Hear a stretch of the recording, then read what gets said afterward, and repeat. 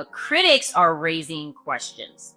For instance, what if this money goes to defending individuals with serious felonies? Or is this an appropriate use of taxpayer dollars when there are so many other needs in the state right now, like wildfire relief? What about the legal angle? When the fact is, states can provide legal services to whomever they choose as a matter of state policy, so long as they don't discriminate in ways prohibited by law.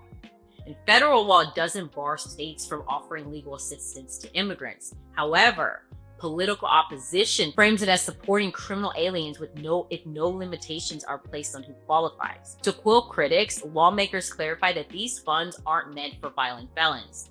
That's not a legal requirement per se, but it's a politically wise caveat. And if the legislation is ambiguous, it could lead to lawsuits claiming misuse of state funds.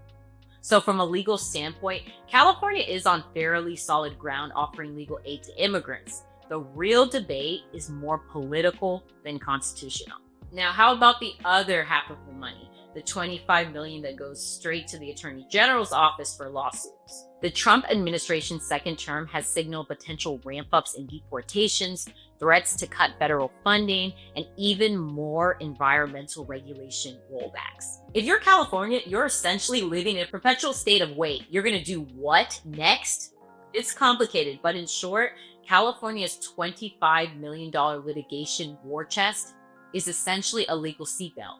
It signals that they are buckled in and ready for a bumpy and costly ride with the feds. But again, the critics say, why are we throwing money at lawsuits when we've got entire neighborhoods reduced to ashes after the devastating aftermath of the wildfires in January 2025? Essentially, there's no direct legal conflict in allocating funds for fire recovery as well. States can do both. They can authorize large-scale disaster funds and set aside money for future lawsuits. So the argument is more about prioritization and optics.